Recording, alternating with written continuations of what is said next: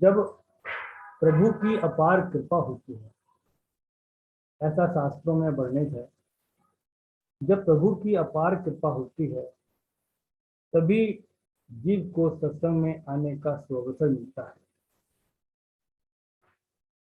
और उसे यह पता लगता है कि हम क्या कर रहे हैं और हमें क्या करना चाहिए। गुरुदेव की वाणी में भी आया है, सत्संग साधन धर्म का मूल। धर्म कहते ही ईश्वर को है, जहाँ असली सुख और शांति है, और सत्संग उसका साधन है। स्टार्ट वहीं से होता है। इसीलिए गुरुदेव कह रहे हैं, सत्संग साधन धर्म का मूल, मिल सत्संग सब जाबे भूल। अब हमको ये भी नहीं मालूम है कि गुरु कृपा क्या होती है। मेरे गुरुदेव में दृष्टांत पढ़ रहा था, उसमें गुरु कृपा का आशय बताया है। कह रहे हैं, अक्सर भक्त लोग गुरु कृपा का अर्थ अपनी मनोकामनाओं की पूर्ति के संदर्भ में देखते हैं। अक्सर भक्त लोग गुरु कृपा का अर्थ अपनी मनोकामनाओं की पूर्ति में देखते हैं कि जो काम हमारे एफर्ट से नहीं हो रहा है वो प्रभु या गुरु की कृपा से हो जाएगा। देखिए, गुरुदेव सीधी सीधी बात कर रहे हैं, कामना रूपी अगन में जीव जले दिन रात। और हम लोग क्या सोच रहे हैं, जो काम हमारे एफर्ट से पूरे नहीं हो रहे हैं वो गुरुदेव से प्रार्थना करके उनकी कृपा से पूरे हो जाएंगे। कह रहे हैं, उनके विचार में, भक्त लोगों के विचार में गुरु कृपा का अर्थ दुनियावी सुख की वृद्धि का होता है। कि कोई ही विवेकी जो लगातार सत्संग का सेवन करता है, सच्चे गुरु का, पानी के एक एक मोती को अपने अंतःकरण में उतारता है, उसके लिए विवेकी की संज्ञा दी गई है। कह रहे हैं, कोई ही विवेकी ईश्वर कृपा के अर्थ को समझ पाता है। क्या है ईश्वर कृपा? ईश्वर कृपा तो प्रत्येक जीव पर नित्य हो रही है और वो कृपा सदा दुख के रूप में प्रकट होती है। जैसे कुंती ने दुखी मांगा ताकि प्रभु की याद बनी रहे। कह रहे हैं, वो कृपा सदा दुख के रूप में प्रकट होती है। ये दुखी है जो जीव को सदा उसके धाम की याद दिलाता है। जैसे गुरुदेव की वाणी में आया है, ये संसार सराय, हम अपना निर्धाम समझ रहे हैं, ये संसार सराय जीव मुसाफिर नीत। जीव नित्य का मुसाफिर है, मंगत खोज सत शांति और जात है। तो गुरुदेव कह रहे हैं कि वो कृपा सदा दुख के रूप में प्रकट होती है। ये दुखी है जो जीव को सदा उसके धाम की याद दिलाता रहता है। यहाँ बेचैनी ही बेचैनी है। देखन में ये बाग सुहाना, बार बार चेता रहे हैं गुरुदेव, देखन में ये बाग सुहाना, जिस भोगा तिस अंत पछताना। उठ रे गुनिया कर विचार, दुख का रूप सकल संसार। यहाँ हम अज्ञानतावश अपनी मनोकामनाओं की पूर्ति के द्वारा चैन प्राप्त करना चाह रहे हैं। कह रहे हैं, एक बार एक प्रेमी ने गुरुदेव से प्रश्न किया, महाराज जी मोक्ष क्या है? कुछ लोग तो कहते हैं मोक्ष का कारण जीव का अपना प्रश्न है, दूसरे ईश्वर कृपा को ही मुक्ति या मोक्ष का कारण मानते हैं। अब देखिए गुरुदेव क्या करें। गुरुदेव ने कहा, प्रेमी, जब जीव को परम दुख की प्राप्ति होती है, संसार में कोई नहीं है मेरा, कोई न थाओ बिन प्रभु तेरे, कोई न थाओ बिन प्रभु तेरे, तेरी प्रीति सुख सार घनेरे। कह रहे हैं जब जीव को परम दुख की प्राप्ति होती है, कोई नहीं है संसार में मेरा, तभी वो समझ पाता है कि यहाँ उसका ठिकाना नहीं है, ये संसार वास्तव में सराय है। जब चिंतन और मनन करता है, अभी तो वाणी को रट लेता है, जब प्रैक्टिकल करता है तब ये वाणी हमारे लिए क्लिक कराती है, तो हम चेतते हैं। अभी तो सुना और सुना दिया। कह रहे हैं ये गहरी नाउमीदी ही उसे सच्चे आनंद की जिज्ञासा उत्पन्न करती है। सोचता है कुछ नहीं संसार में मेरा, यही वैराग्य भावना देवव्रति है। कुछ नहीं है संसार से, अनुराग बेचैनी ही बेचैनी देगा। किसी को ही फरिश्ता कहा जाता है, वैराग्य भावना यह देवव्रति है। जब जीव इस देवव्रति से संपन्न होता है, तभी जीव किसी संत को सही अर्थों में अपना गुरु मानता है। जैसे हमारे गुरु महात्मा मंगत राम सीधी सीधी खरी खरी बात कहते हैं, कोई लागा लिपटी नहीं है। कह रहे हैं जब जीव इस देव वृत्ति से संपन्न होता है, तभी तो हम लोग यहाँ सत्संग सुन रहे हैं। यह सांगोपान नहीं है, राग और रंग नहीं है, सीधी सीधी चोटी की बात बताई जा रही है जो हृदय पर असर करती है और जीव सही रास्ता पकड़ लेता है। कह रहे हैं जब जीव इस देव वृत्ति से संपन्न होता है, तभी जीव किसी संत को सही अर्थों में अपना गुरु मानता है और उसकी सीख को अपनाता है। दुख ही जीव का सच्चा मित्र है। कह रहे हैं जिस पर भी मैं कृपा करता हूं, जिस पर भी मैं कृपा करता हूं, उसका सर्वस्व हर लेता हूं। अर्थात संसार से अटैचमेंट उसका शनि शनि कम होता रहता है। तो जानता है यहाँ चैन नहीं है। कह रहे हैं एक प्रेमी थे, उनका दृष्टांत इसके माध्यम से बताया जा रहा है। कह रहे हैं एक प्रेमी जसवंत राय ने गुरुदेव के सामने किसी मनोकामना के लिए प्रार्थना की। दृष्टांत के माध्यम से विषय क्लियर हो जाता है। गुरुदेव ने कहा, स्ट्राइकिंग पॉइंट, तुम असत चीजों को सत मानकर आनंद प्राप्त करना चाहते हो। तुम असत चीजों को सत मानकर आनंद प्राप्त करना चाहते हो। जैसे ही हम लोग हैं, कच्चे लोग ऐसे ही करते हैं। ये तुम्हारी भूल है। तुम असली आनंद हासिल करने की कोशिश करो, जिससे तुम्हारा कल्याण हो। गुरुजन ने सीधी बात कह दी। प्रेमी जसवंत राय एक संपन्न व्यक्ति थे। गांव में उनकी बड़ी भाग थी। इस उत्तर के लिए तैयार ना थे। ये क्या कह दिया गुरुदेव ने? बड़ी प्यास से किसी कामना की, वो पूरी नहीं हुई। नाराज होकर अपने गांव झंड महलू चले आए। पत्र व्यवहार भी बंद कर दिया। वार्षिक सम्मेलन में भी नहीं गए। सम्मेलन के पश्चात गुरुदेव ने ठाकुर दीवान सिंह को उन्हें बुलाने के लिए भेजा। गुरुदेव तो अपने शिष्यों की मिन्नतें किया करते थे। वो ये भी कहते थे कि शेर के मुंह से जो है शिकार निकल सकता है, लेकिन सच्चा गुरु शिष्य को 3 जन्मों तक नहीं छोड़ेगा। वो जानते हैं क्या दर्द है, ये जीव क्या चाह रहा है, और उसके चाहने से तो कुछ नहीं मिलेगा। जैसे बच्चे होते हैं, छोटे छोटे खिलौनों में कार बनी हुई है, कार ले ली, किसी ने कार दे दी, खुश हो गए। जब बड़े होते हैं तो उन्हें अपनी मूर्खता पे हंसी आती है। ऐसे ही गुरुदेव कह रहे हैं 8 दिन तक ठाकुर जी उनकी मिन्नती करते रहे। गुरुदेव ने बुलाया है, लेकिन प्रेमी जसवंत राय ने एक ना सुनी। अपनी कामना को पूरा करने के लिए दीवाने थे। सच्चे गुरु से नाराज हो गए।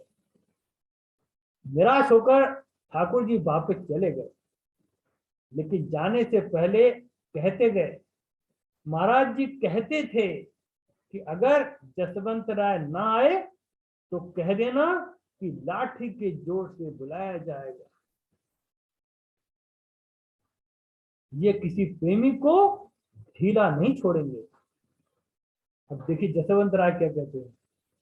जसवंत राय बोले, हम लाठी का जवाब दुनाली से देंगे। गुरुदेव से कह रहे हैं। आगे की घटना का वर्णन उनके पुत्र श्री कृष्ण देव ने इस प्रकार किया। उनके पुत्र कह रहे हैं, ठाकुर जी का जाना ही था कि पिताजी बीमार पड़ गए। बहुत इलाज किए लेकिन रोग बढ़ता ही गया। डॉक्टरों ने 6 रोग बताया। टीबी हो गई। 6 रोग का नाम सुनते ही पिताजी का खाना पीना भी छूट गया। कष्ट दिन प्रतिदिन बढ़ रहा था। आशा का दीपक बुझने जा रहा था। एक रात पिताजी स्वप्न में क्या देखते हैं कि महाराज जी सफेद वस्त्रों पर काली कमड़ी ओढ़े, हाथ में लाठी लेकर खड़े हैं और कह रहे हैं, लाल जी लाठी और चलाएं या बंद कर दें। अपने सच्चे शिष्य को छोड़ेंगे कैसे? हम नाराज हो जाएंगे, गुरुदेव कैसे नाराज हो जाएंगे? वो तो हम पे कृपा करेंगे ही, किसी न किसी रूप में करेंगे। लाल जी लाठी और चलाएं या बंद कर दें। पिताजी स्वप्न से चौंक कर उठ बैठे और माता जी को जगाकर सब बातें कह दी। माता जी ने कहा, सम्मेलन में एक सप्ताह रह गया है, जाकर गुरु दरबार में हाजिर दे आइए। समय पर तैयारी की गई। सम्मेलन से 2 दिन पहले रेल पर सवार होकर मानक्याला स्टेशन पर उतरे। वहां से 6 रोग का रोगी घोड़ी पर सवार होकर गुरु दरबार में पहुंचा। गुरुदेव कह रहे थे, हम लाठी का जवाब दुनाली से देंगे। अब गुरुदेव क्या करे, प्रेमी और लाठियां चलाए।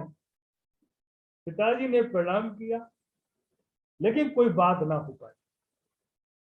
2 दिन बाद महाराज जी से एकांत में मुलाकात हो गई। तो मैंने हो रहा, गुरुदेव अपनी मस्ती में मस्त थे। पिताजी कुछ कहना ही चाहते थे कि महाराज जी ने पूछा, खाना खा चुके हो या नहीं? अब पिताजी बड़ी जर्जर आवाज में बोल रहे हैं। तो कह रहे थे कि लाठी का जवाब दुनाली से देंगे। पिताजी ने उत्तर दिया, महाराज जी खाना खाए तो ऐसा हो गया। महाराज जी ने कहा, क्या पेट काट कर आए हो? जाओ, उड़द की दाल और तंदूर की रोटियां भंडारे से लेकर खाओ। आज्ञा पाकर पिताजी ने 2 रोटियां और कटोरी में दाल लेकर खाने लगे। खाना खाते ही सर्दी लगी और तेज बुखार हो गया। तपेदिक यानी कि टीबी मलेरिया में बदल गया।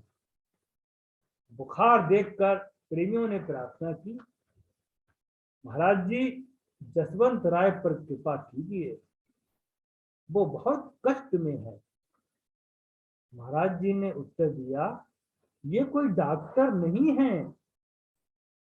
सम्मेलन समाप्त होने पर वापसी की तैयारी शुरू हुई। डर था कि यहीं ना दम निकल जाए, इसीलिए घर जाना ही ठीक समझा।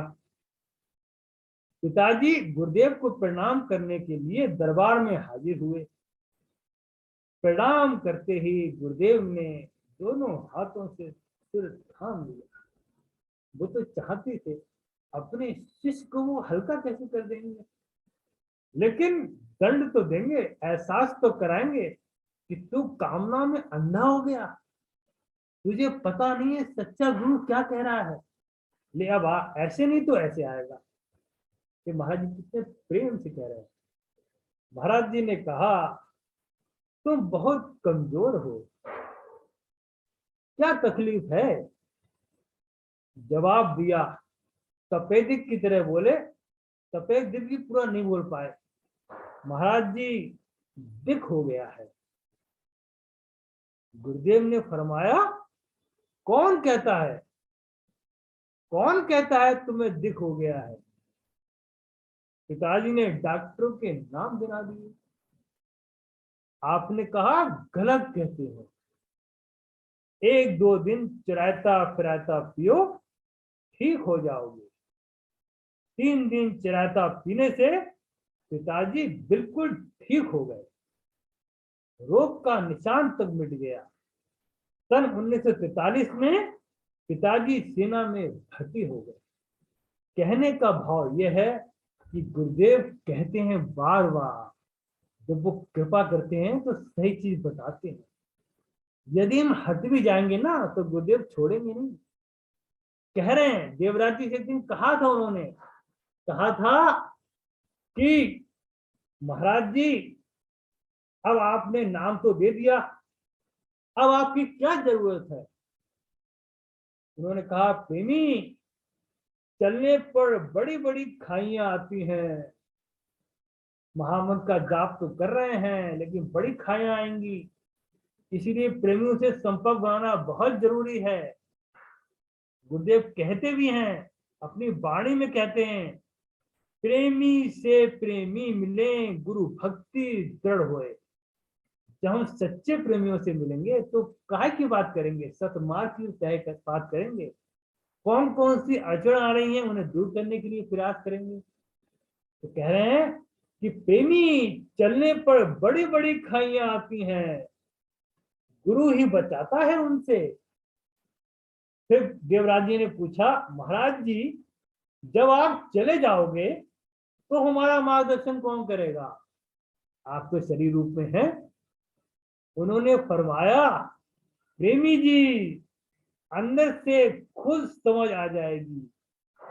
इसके बाद पूछा, महाराज जी, कब तक पीछा करोगे? ये बात है स्ट्राइकिंग। महाराज जी, कब तक पीछा करोगे? उन्होंने कहा, सच्चा गुरु कई जन्म तक शिष्य का साथ देता है। हम लोग बड़े भाग्यशाली हैं। गलतियां होती रहेंगी, गुरुदेव संभालते रहेंगे। हमारे सच्चे रहबर हैं, संभालते रहेंगे। हमारे लिए वो समझते हैं कच्चा है, पक्का भी करते रहेंगे। कह रहे हैं, सच्चा गुरु कई जन्म तक शिष्य का साथ देता है। शर्त एक ही है, हमारा पूर्ण विश्वास होना चाहिए। हमारे गुरु सच्चे हैं। गुरुदेव की बात पूरे गुरु हैं। मैं बार बार वाणी में जरूर बोलता हूँ, ब्रह्मा विष्णु महेश्वर, ये बात मेरे रोम में बसी हुई है। ब्रह्मा विष्णु महेश्वर सभी संत स्वरूप, मंगत गुरुमुख साधु आया, हर नारायण का रूप। गुरुदेव नारायण रूप में आए। कह रहे हैं, सच्चा गुरु कई जन्म तक शिष्य का साथ देता है। फिर कहा कि शेर के मुंह से शिकार निकल सकता है, शेर के मुंह से शिकार निकल सकता है, लेकिन संत के हाथ में आया हुआ शिष्य नहीं निकल सकता।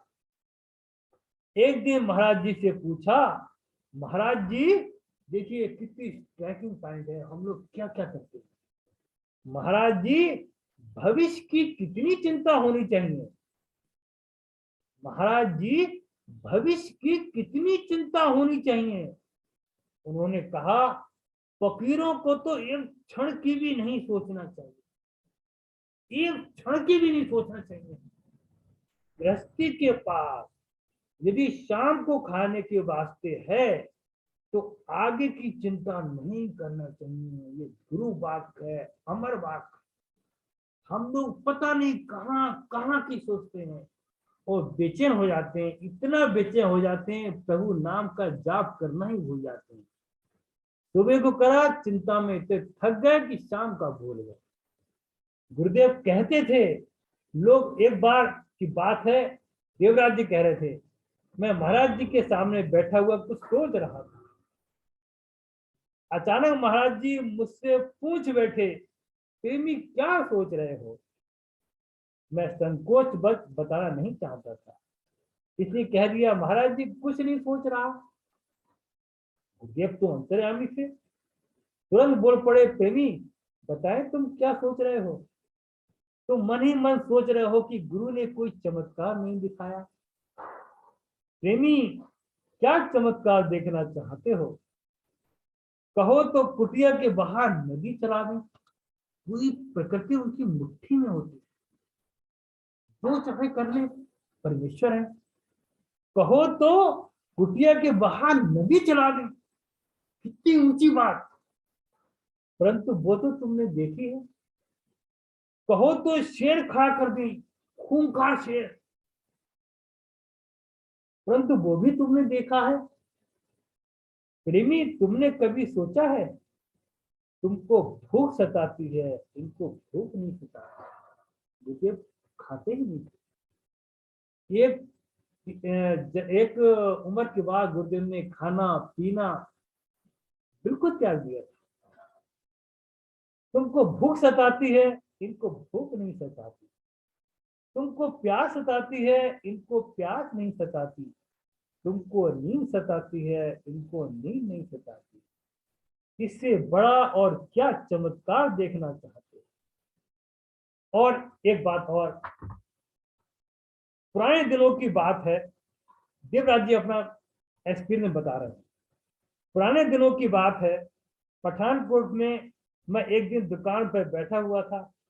एक बाबा गाता हुआ गुजरा, गोपाल धुन लागी मोहे राम धुन लागी। मैंने उसको बुलाकर कहा, बाबा बैठो, कुछ बात करेंगे। वो बोला, मेरा मन बातों में नहीं लगता, राम नाम में लगता है। मैंने ये बात महाराज जी को बताई तो वो बहुत प्रसन्न हुए। ऐसे उनका अहंकार तोड़ा। बोले, मैं दर्शन शास्त्र का मेधावी छात्र रह चुका था, बोलने में काफी निपुण था। मुझको अपने मुकाबले का एक भी वक्ता वहां नजर नहीं आ रहा था।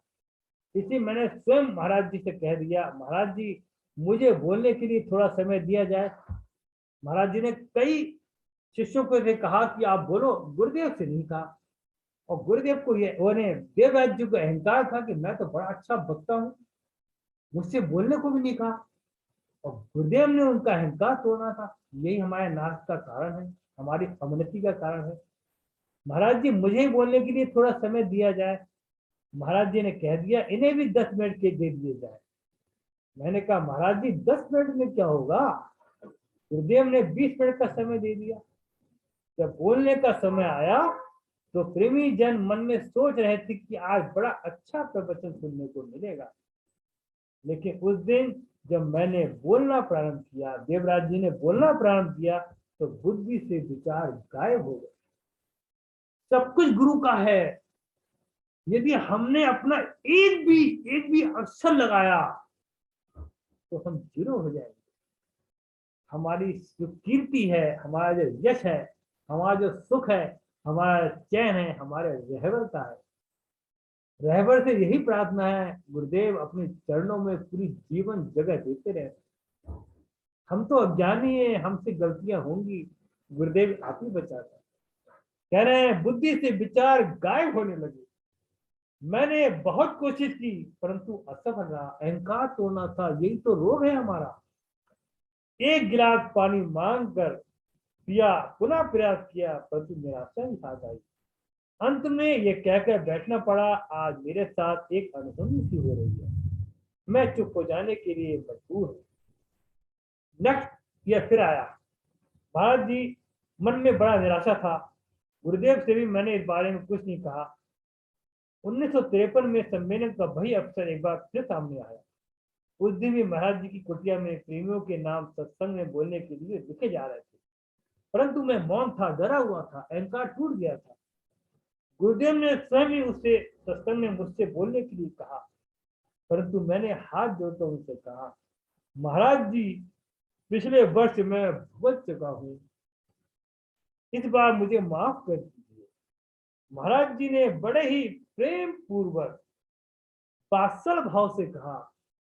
गुरुदेव तो अपने अच्छे शिष्य को चाहते ही थे। लाल जी, आज ये खुद तुमसे बोलने को कह रहे हैं। फिर बोले, लाल जी, किसी का होकर बोला करो, हमारा अहंकार हमें गिराता है। वास्तव में बात यह थी, पिछले वर्ष मेरे अंदर अपनी काबिलियत का बड़ा अहंकार था, जिसको उन्होंने मेरी भलाई के लिए तोड़ दिया था। आज उनका इशारा था, गुरु रूप परमेश्वर अंदर मौजूद है। सदगुरु तो अंतर में पल पल करें पुकार, तू आज्ञाकारी होए के घट के पाठ उघाड़। तो कह रहे हैं, गुरु रूप परमेश्वर अंदर मौजूद है, उसी की कृपा से मनुष्य को सफलता मिलती है। उसके प्रति अपने आप को समर्पण करके ही कार्य करने में भलाई है। गुरुदेव के कहने पर मैंने हाँ कर दी। जब बोलने का समय आया तो मैंने बिना किसी पूर्व तैयारी के गुरु चरणों का ध्यान करके बोलना प्रारंभ कर दिया। उस दिन अंदर से धारा प्रवाह इस प्रकार विचार निकल रहे थे, जिस प्रकार निरंतर नदी का प्रवाह स्वतः ही चलता रहता है। प्रेमी जन भी सुनने में तल्लीन थे। वे इतने भाव विभोर हो गए कि कुछ प्रेमियों ने तालियां भी बजा दी। इतना रसपान निकल रहा था। गुरुदेव नाग ब्रह्म निकाल रहे थे, कृपा ऐसी कर रहे थे देवराज जी के मुखारबिंद से। 25 मिनट का समय पता ही ना चला कब समय समाप्त हो गया। संगत और समय की मांग करने लगी, परंतु मैंने मना कर दिया। पास बैठे गुरुदेव ने प्रवचन जारी रखने का इशारा किया, इसलिए कुछ देर और बोलना पड़ा। उस दिन मुझको साक्षात अनुभव हो रहा था कि मेरी वाणी किसी और शक्ति की प्रेरणा से निकल रही है, जिसमें इतना रस था कि जनता उस रस में सराबोर हो रही थी। नाद ब्रह्म गुरुदेव निकाल रहे थे, जैसे कृष्ण भगवान अपनी बांसुरी की द्वारा निकालते। गोपियां आटा मारते हुए छोड़ते हुए चली जाती थी। उस दिन का प्रवचन मेरे जीवन का यादगार प्रवचन था। तो बात यह है कि गुरु का होके हमें चलना है, सेवा का अहंकार नहीं करना है। गुरुदेव हम पे कृपा कर रहे हैं, तभी हम पे सेवा का भाव दे रहे हैं। तो यह जब हम इस तरह से भाव बनाएंगे, तभी हमारा जीवन कल्याण में होगा। गुरुदेव कह रहे हैं, जाग के मन आयो विश्वासा। ये सत्संग के माध्यम से ही हमारा विचार निरंतर पक्का होता है। ये कह रहे हैं वाणी के माध्यम से, जाग के मन आयो विश्वासा, गुरु की सीख में लियो निवासा। गुरु की सीख एक ही कह रही है, सादगी को धारण करो, निष्काम सेवा करो, ताकि हम वो चीज प्राप्त करें जहां पे चैन है, सुख है, शांति है, हमारा अपना निज धाम है। तो सादगी हो गई, सेवा हो गई, सत्य ही है, एक सत्य है और सब कुछ झूठ है। सत्य परमेश्वर, झूठ संसार।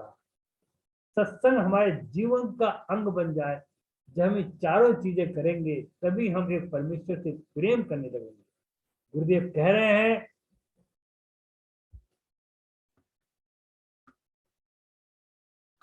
गुरुदेव कह रहे हैं, मानुष ताको आखिए जाका शुद्ध विचार, पाप पुण्य पहचान के समल समल पगधार। और दूसरा कह रहे हैं गुरुदेव, ये वाणी है, जगत पदार्थ सब दुखदाई। संसार में जितने भी पदार्थ है सब दुखदाई हैं। जगत पदार्थ सब दुखदाई, देखन में जो सुख रूप धराई। और कह दिया, निर्मल मनुआ तब ही नर होए, दृढ़ विश्वास प्रभु नाम पर होए। प्रभु के नाम को दृढ़ विश्वास से हम जपते रहें, अपना कल्याण करते रहें, सत्संग की गंगा में अपना पान करते रहें। उस विचार बल से हम प्रभु का नाम का जाप करेंगे तो हम तरंगित हो जाएंगे, आनंदमय हो जाएंगे और अपने आनंद को नित्य बढ़ाते रहेंगे। तो प्रभु से यही प्रार्थना है, गुरुदेव से यही प्रार्थना है, आपके चरणों में पूरा जीवन हमारा समर्पित हो जाए और हम वो प्राप्त करें जिसके लिए आप हमें देना चाहते हैं। ओम ब्रह्म सत्यम सर्वदा।